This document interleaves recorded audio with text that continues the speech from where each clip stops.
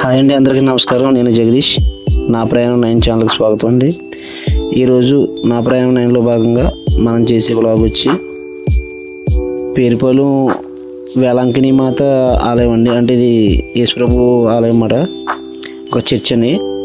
ఈ చర్చిని చూద్దామని నేను ఈ వీడియో చేయడం జరిగిందండి.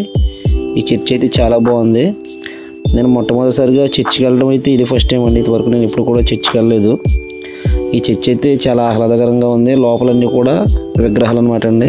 ఈ చర్చిలో సుమారు ఒక 5-6 ఎకరాల చర్చ్ ఉందండి. ఇది చర్చి ప్రాంగణం అంతా కూడా ఒక యేసుప్రభు ఒక బాలుడు రూపంలో ఉన్నప్పటి నుంచి తన ప్రతి ఘట్టాన్ని కూడా ఈ చర్చిలో విగ్రహాల రూపంలో పెట్టడం జరిగిందండి. అంటే మామూలుగా విగ్రహాలు ఉంటాయి, విగ్రహారాధన చేస్తారు లేదనే విషయం పక్కన పెడితే ఈ చర్చిలో ప్రతి ఘట్టాన్ని కూడా చాలా సున్నితంగా ఆవిష్కరించారు. అంటే యేసుప్రభు ఏ సమయంలో ఏ ఏజ్లో ఎలా ఉంటారు, తన ఏజ్ అయ్యేసరికి ఎలా ఉన్నారు, తనకు పడిన శిక్షలు ఏంటి, తన శిష్యులు ఏంటి, తన శిష్య బృందం కానించి అన్ని కూడా చర్చిలో పొందుపరచడం జరిగిందండి. ఈ చర్చిలో అయితే కూడా ఒక చాలా ప్రశాంతంగా ఉంది. నాకైతేనే ఒక పేరుపాలెం బీచ్ దగ్గరలో ఉంటుంది అనమాట అండి చర్చ్.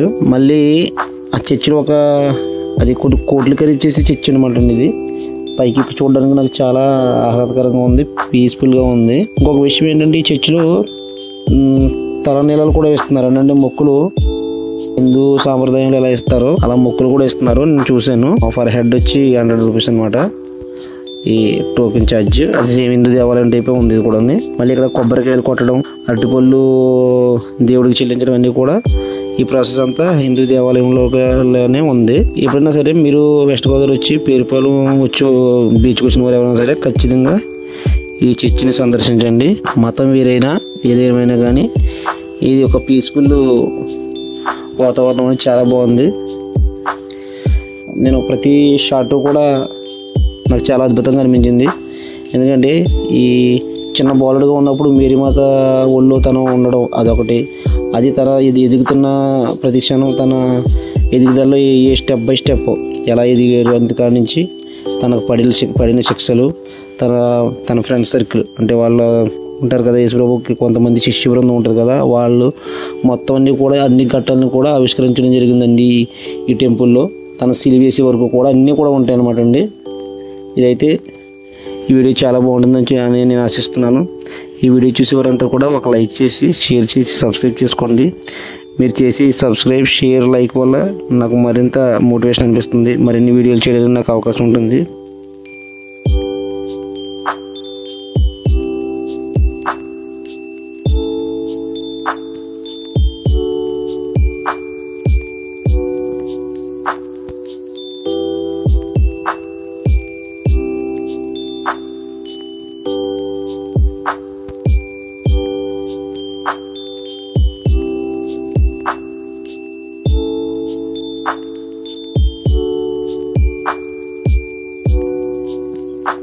ప్లీజ్ లైక్ చేయండి, షేర్ చేయండి, సబ్స్క్రైబ్ చేయండి.